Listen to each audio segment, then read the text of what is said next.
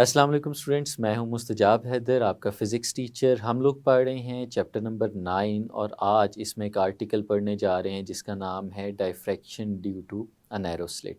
अगर हमारे पास एक बहुत ही नैरो स्लिट हो और उसमें से लाइट पास करे तो वो किस तरह से डाइफ्रैक्ट होती है और उसके डाइफ्रैक्शन का इफ़ेक्ट क्या होता है, ये हमने आज के लेक्चर में सीखना है।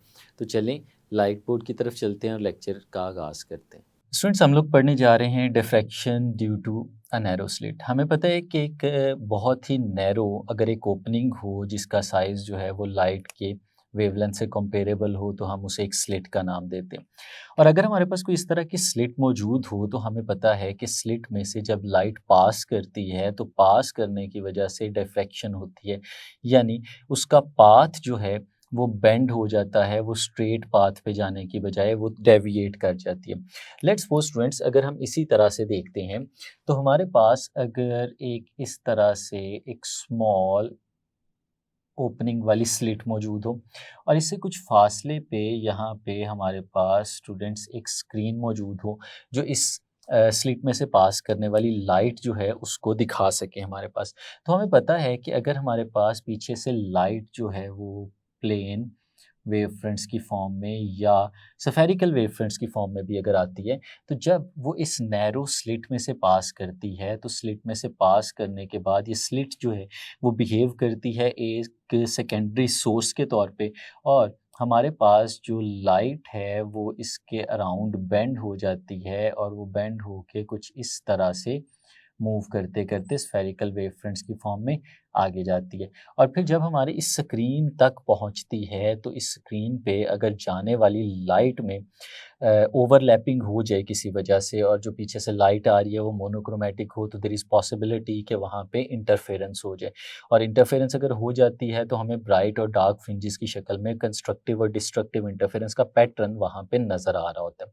तो स्टूडेंट्स, ये हम जो चीज़ यहाँ पे देख रहे हैं ये in the form of wave fronts है। अगर हम इसको इन द फॉर्म ऑफ रे देखें तो हमें पता है कि रे एक ऐसी लाइन को कहते हैं जो हमारे पास किसी भी वेव फ्रंट के ऊपर परपेंडिकुलर फॉर्म में होती है। यानी अगर इस ये जो सबसे पहला हमारे पास वेव फ्रंट नज़र आ रहा है, अगर इस पे किसी भी पॉइंट पे रे बनानी हो तो वो रे इस तरह की एक स्ट्रेट लाइन से हम लोग ड्रॉ कर सकते हैं। ये सारी जो मैं आपके सामने बना रहा हूँ ये रेज़ हैं जो कि परपेंडिकुलर होती हैं हमारे वेव फ्रंट के।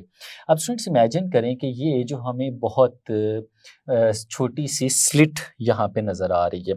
ये जो स्लिट है जिसमें से ये वेव फ्रंट्स आगे जा रहे हैं और रेज़ भी हम लोगों ने दिखाई है, तो ये वाली जो स्लिट है स्टूडेंट्स, अगर इस स्लिट को बहुत ज़्यादा मैग्नीफाई करें और बहुत बड़ा करके दिखाएं तो हम उसको यहाँ पे रिप्रेजेंट कर रहे हैं। ये जो स्टूडेंट आपको फिगर नज़र आ रही है इसमें जो ए से लेके बी तक का पोर्शन आपको नज़र आ रहा है ये स्लिट है जो बहुत छोटी थी यहाँ पे, जिसे हाईली मैग्नीफाई करके यहाँ पे दिखाया गया।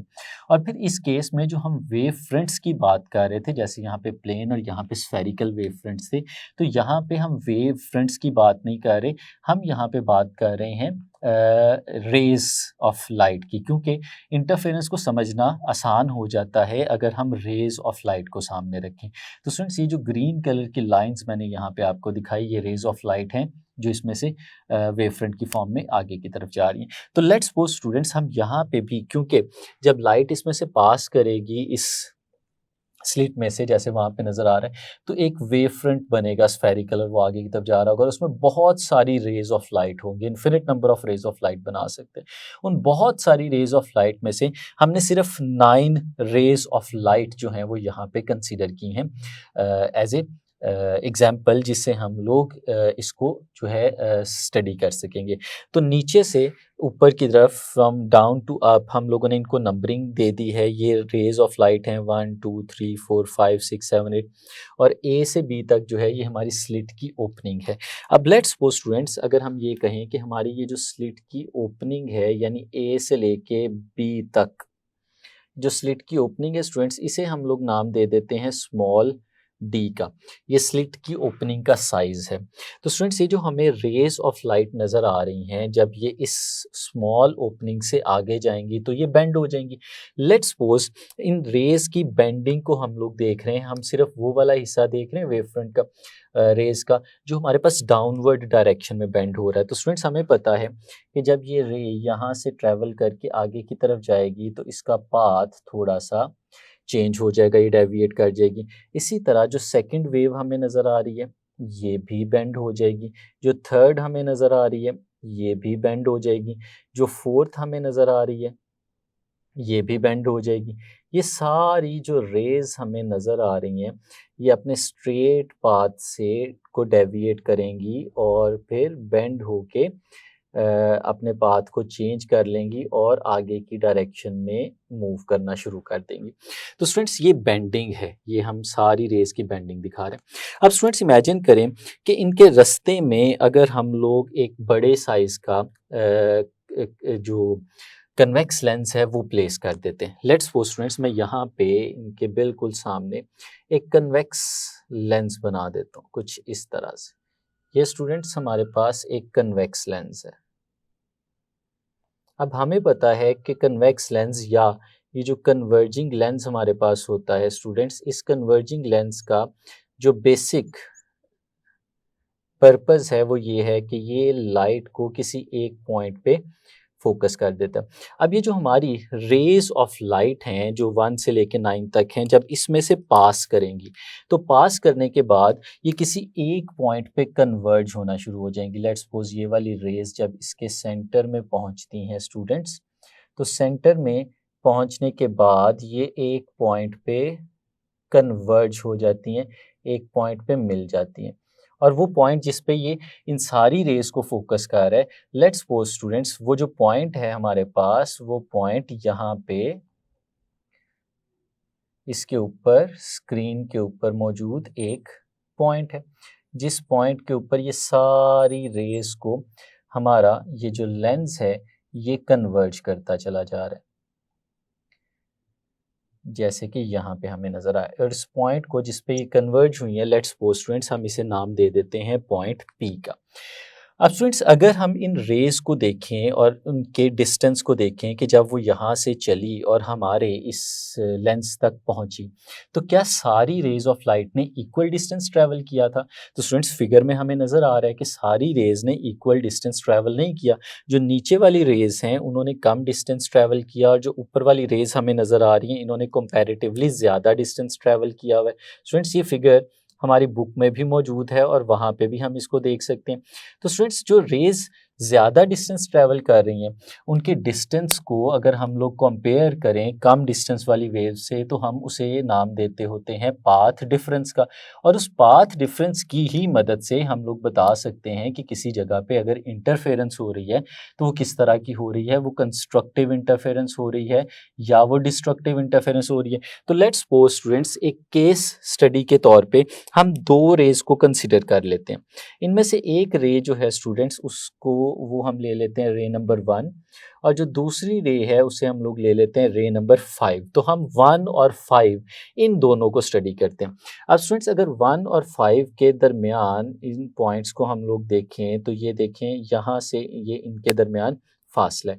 अगर इस फासले की बात करें, इस पॉइंट को स्टूडेंट्स मैं नाम दे देता हूँ स्मॉल ए का, और ये स्मॉल ए से लेके कैपिटल ए तक ये जो डिस्टेंस है ये इन दोनों रेज के दरमियान डिस्टेंस है जो हमें यहाँ पे नज़र आ रहा है। अब स्टूडेंट्स जब ये दोनों रेज ट्रैवल करते करते हमारे लेंस तक आई तो हमें नज़र आ रहा है कि 5 ने 1 की निस्बत ज़्यादा डिस्टेंस ट्रैवल किया हुआ है। अगर हम ये देखना चाहें कि कितना ज़्यादा डिस्टेंस ट्रैवल किया तो स्टूडेंट्स उसके लिए हम यहाँ से एक लाइन ड्रॉ कर सकते हैं जो बिल्कुल हमारे ये जो लेंस हमें नज़र आ रहा है इसके बिल्कुल पैरेलल हो। अगर वो लाइन बिल्कुल पैरेलल फॉर्म में हम यहाँ पे ड्रॉ करें और इस तरह से, और जिस पॉइंट पे ये 5 को कट कर रही है उस पॉइंट को बी का नाम दे दें, तो स्टूडेंट्स ये देखें कि ये जो डिस्टेंस है, ये जो लाइन हमने ड्रॉ की है, इस लाइन से आगे तमाम रेज ने एक जितना फासला तय किया है। अगर पाथ डिफरेंस की बात करें तो ए से लेके बी तक वो एक्स्ट्रा फासला है, वो एक्स्ट्रा डिस्टेंस है जो हमारी 5 ने 1 की निस्बत तय किया। और अगर इसी तरह से हम कुछ और नाम भी दे दें, लेट्स सपोज स्टूडेंट्स मैं कह देता हूँ ये वाला जो पॉइंट है हमारे पास ये सी है और इस वाले पॉइंट को हम ई कह देते हैं। तो सी और ई ये वो एक्स्ट्रा डिस्टेंस है जो 4 ने 1 की निस्बत ज़्यादा ट्रैवल किया। लेकिन ये हमारा कंसर्न नहीं है। अभी हम लोग जो देखने जा रहे हैं वो ये देख रहे हैं कि 1 और 5 के केस में क्या हो रहा है। तो स्टूडेंट्स अगर हम इस ट्राइंगल को देखें तो फ्रॉम, मैं यहाँ पे लिख रहा हूँ, from the triangle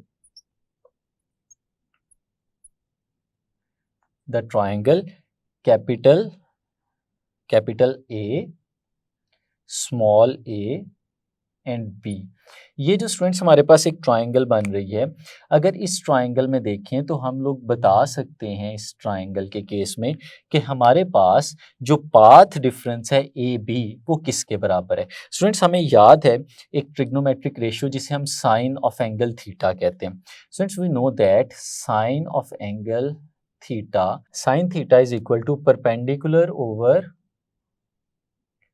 hypotenuse. Sine theta जो है वो परपेंडिकुलर ओवर हाइपोटेनस के इक्वल होता है।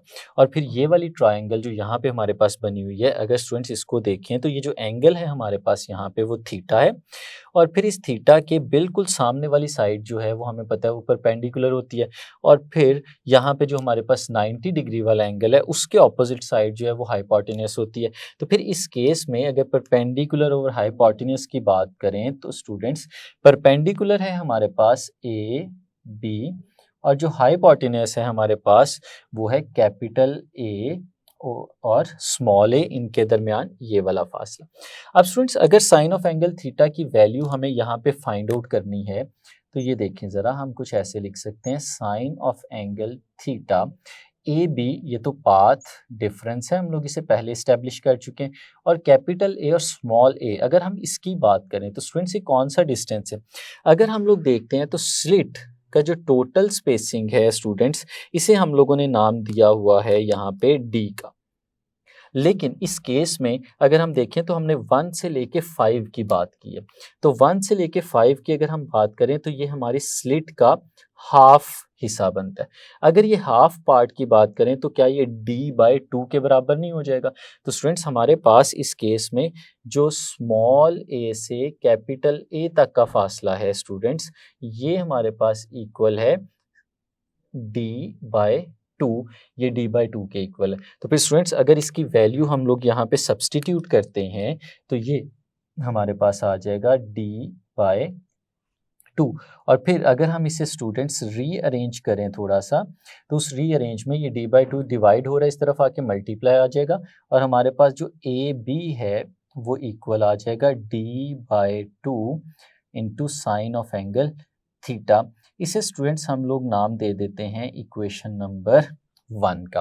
अब स्टूडेंट्स इमेजिन करें ये जो इक्वेशन नंबर 1 हमने बनाई है इसमें ए बी पाथ डिफरेंस है और पाथ डिफरेंस की वैल्यू जो है वो हमारे पास d/2 sine of angle theta के बराबर आ गई।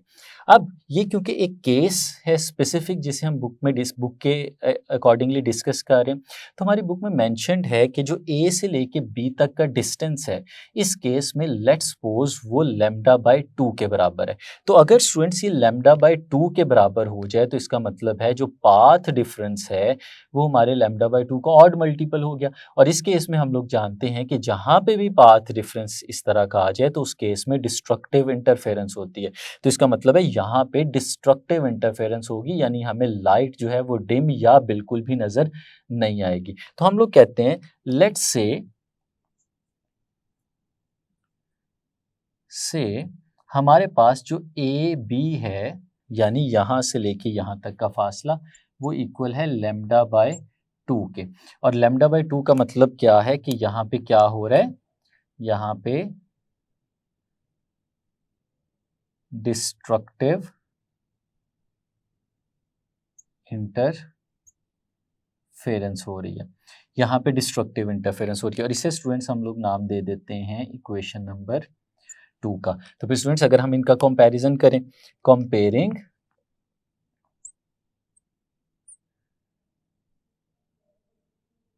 Equation number 1 and equation number 2। तो 1 और 2 का जब हम कंपैरिजन करते हैं स्टूडेंट्स, तो हम लोग क्या कह सकते हैं, हम लोग कह सकते हैं कि दोनों की लेफ्ट हैंड साइड्स क्योंकि सेम है तो दोनों की राइट हैंड साइड्स भी सेम होनी चाहिए। तो हमारे पास जो रिलेशन बनने जा रहा है वो कुछ ऐसे बनेगा, d/2 sine of angle theta. ये हमारी इक्वेशन नंबर 1 की राइट हैंड साइड है और ये किसके बराबर आ जाएगी, ये बराबर आ जाएगी λ/2 के, जो कि हमारी इक्वेशन नंबर 2 की राइट हैंड साइड है। और अगर हम इसको सॉल्व करें तो दोनों साइड्स जो हैं वो 2 पे डिवाइड हो रही हैं, तो 2 हमारे पास दोनों साइड से कैंसिल आउट हो जाएगा। तो स्टूडेंट्स हमारे पास जो बचेगा वो आ जाएगा d sine of angle theta is equal to lambda. तो स्टूडेंट्स ये हमारे पास डिस्ट्रक्टिव इंटरफेरेंस के केस में ये इक्वेशन बन जाएगी, जो कि रिलेशन हमारे पास बता रही है एंगल का, वेवलेंथ का, और हमारे पास जो स्पेस है या जो हमारी ओपनिंग है जो स्लिट की उसके साइज के दरमियान। ये स्टूडेंट्स अगर हम लोग इसको फिजिकली ऑब्जर्व करें तो उसके ऑब्जर्वेशन में हमें एक और चीज़ भी नज़र आती है। हमारी बुक के अंदर एक फ़िगर बनी हुई है, ये फ़िगर अगर हम लोग देखें तो हमें नज़र आ रहा है कि जब इस तरह का केस हमारे पास होता है तो जो सेंट्रल पार्ट हमें नज़र आता है, उस सेंट्रल पार्ट एक ब्राइट स्पॉट होता है। उस ब्राइट स्पॉट में सेंटर वाले हिस्से में जो बिल्कुल स्लिट के सेंटर में आता है, हमें एक ब्राइट हिस्सा नज़र आने का मतलब ये होता है कि वहाँ पे पाथ डिफरेंस जो है वो ज़ीरो है या लैम्डा का इंटीग्रल मल्टीपल है, वहाँ पे कंस्ट्रक्टिव इंटरफेरेंस होती है। और फिर उससे आगे चले जाएं तो डिस्ट्रक्टिव इंटरफेरेंस ऊपर भी और नीचे भी, जैसे हमारी फिगर में नज़र आ रहा है सेंटर में हमारे पास जो ब्राइटनेस है वो सबसे ज़्यादा है, उसके बाद उसके दोनों साइड्स पे हमें डिस्ट्रक्टिव इंटरफेरेंस नज़र आती है और उसके बिल्कुल साथ हमें कंस्ट्रक्टिव इंटरफेरेंस नज़र आती है, फिर डिस्ट्रक्टिव, फिर कंस्ट्रक्टिव, और इस तरह से चलता चला जाता है। यानी हमारे पास ऑल्टरनेट कंस्ट्रक्टिव और डिस्ट्रक्टिव इंटरफेरेंस के पैटर्न यहाँ पे नज़र आ रहे होते हैं।